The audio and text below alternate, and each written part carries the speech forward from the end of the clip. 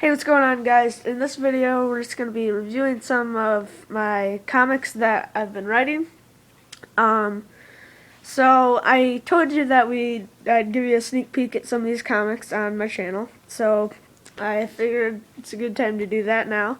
So that's what we're doing in this video. I'm still going to have the new show about comics, and just so you're not confused, that's about actual published comics, not comics that we write.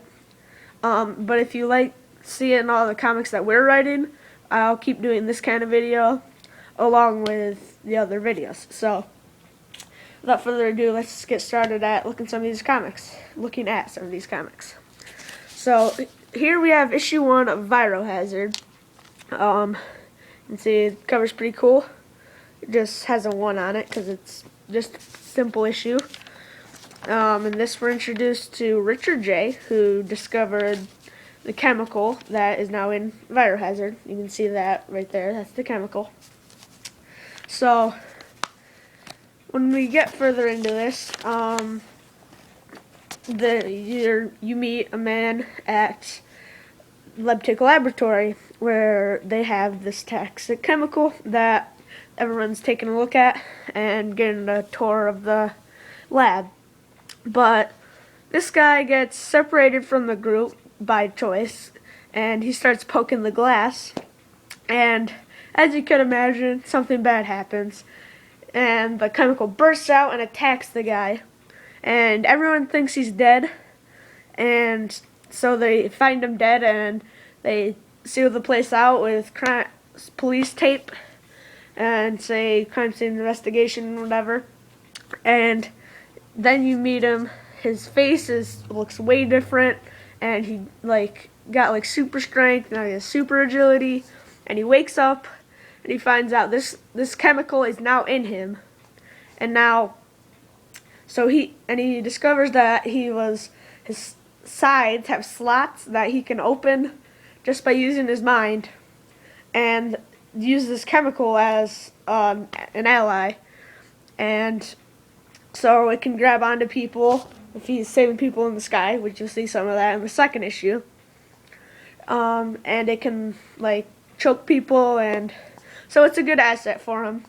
And he gets pretty mad at Richard J. because, well, he's a mutant because of his discovery. But Richard J. brings up the good point. Hey, dude, I didn't cause you to have that accident. Lebtic Laboratory failed to provide signs, so it's all their fault. So that's pretty much the gist of the first issue. And then here we go in the second issue, which is, this one has 13 pages. The first one had 10. So this one's a bit longer. It's a thicker book. You can see the cover, and it says, introducing Zach Holt, nuclear weapon designer. You don't actually meet him in this issue, but they drop some hints of him coming up in the next issue because they talk about some nuclear weapons. You can see there's a missile right there. But they talk about some nuclear weapons coming in. You can see issue 2. And I decided to name the first segment Beginnings because, well, it's his origin.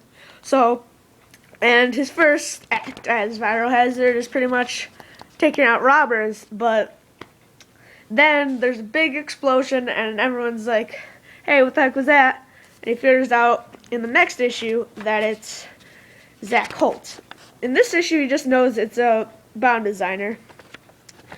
And at first, he's just going to get some equipment so he can take out bad guys and whatever. And then it brings us to an alley where you meet one of his allies who has been around before him. His name is, I haven't decided on a name. I know that's not quite professional, but I haven't decided on the name for his ally. But I know he has rockets, and no, not rockets, he has gun barrels in his wrists. So he's a mutant too, and he wears this helmet, as you can see. It protects his face, and so that's that. And Virohazard grabs his swords and whatever. He meets John Holt in an alley where they stop mugger guy from hurting an old lady. No, not an old lady, an old man. And then he climbs up a building just to get a better look at the city, make sure he's done for the day. And as you can imagine, he's not. So he gets up to the top and he goes, "Hey, there's an explosion." And he hears all the screaming and he says, "Better get down there." So he goes. And then now he's down here and you see all these people being flipped around by a rocket that just hit the ground. And then here you see Biohazard, like a boss, saving 3 people, holding the guy over his shoulder, catching a baby, pushing a pole out the way, and then yet there's a guy hanging on from his leg. So that just gives you an idea how strong Biohazard really is. And then on this page, he says, I'm just going to give you the gist because it's a long speech bubble, but he goes, "Everybody get up the pole and it's going to feel like it's falling. I'm going to be there to catch you." So it shows all these people falling off the pole, and then Biohazard swoops down and he catches them. See, he's holding this guy's shoulder and he's grabbing this lady's hand, and the kid is grabbing onto his leg again. Quite frankly, I think this part actually looks pretty good when he's grabbing his leg. I think that drawing turned out pretty good. And then you see the pole falling down, and he saves them, as you can imagine.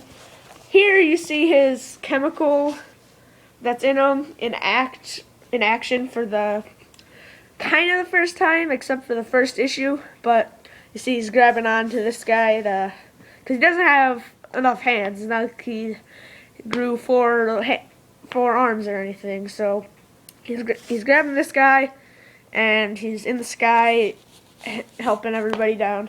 And then he swoops down, and everybody's just like, "Thanks, thanks." And he says, "Well, since when does Bangland City, which is where he lives, have bombers blowing holes in buildings?" So he calls his friend, his new ally. Well, he gets a call from the ally, and he says, "Hey, I think we found something big. There's a big nuclear bomber designing bombs and trying to take out, he's stationed in a building trying to take out Bangland City." And he goes, "Well, give me the address for that place so I can take this guy down." So he goes, "I'm on it." He gets on Zing Search. Couldn't use Google, so I had to change that, as you can imagine. And then he goes, "Hey, I don't see anybody." And he goes, "Are you at 491 Pin Lane?" "Yeah, I am." And he gets kicked in the face by this guy who kind of lives in this alley. He goes, and then because Biohazard's so strong and he's a trained fighter now, so he's able to push this guy against the wall. He's like, "Who do you think you are? What are you doing? Kicking me around?" And this is a long page. This one doesn't even have frames. It's just the guy. He's being choked, as you can see. And then it's the big speech bubble. I'll give you the gist. It says, "My name is Zane Grey, and I don't have a home. I live in this alley most of the time. My father's super rich. He was a scientist, and he left me my belt and my dog and my mask, which can track people whatever I set it on." That's basically the big thing he says. And his dog is like artificially grown by a serum put into capsules by his dad. That's not exactly explained in this issue, so you have to come back next time and I'll tell you. My dad put the serum into pills and whatever. He says he takes pills, but he doesn't exactly explain it. He goes, "Well, I've been training all 11 years of my life." That's how you find out he's 11 and how he's a trained fighter. And he goes, "Well, obviously you have skills." So he says, "Hey, you want to help out?" And that's how Zane Grey becomes his sidekick. And I haven't quite decided on his actual sidekick name. I'm thinking Black Eye is going to be his name, because, well, he wears a black mask and he's always wearing a hood. And he takes the hood off here because he's starting to trust Biohazard. You see his dog there. And he goes, "Hey, you never introduced me to you." So that's how I got the very good page. This isn't quite drawn right. I might fix this page. But he says, "I am Biohazard," and that's always a good way to end a comic. So that's the first 2 issues of Biohazard. So I hope you enjoyed that. This is just a sketch of his ally. But when I first came up with the idea for the character, here we have Good Times. I'm not going to review this one because it's pretty simple one. And we've pretty much run out of time in this video, so I thank you for watching, and peace.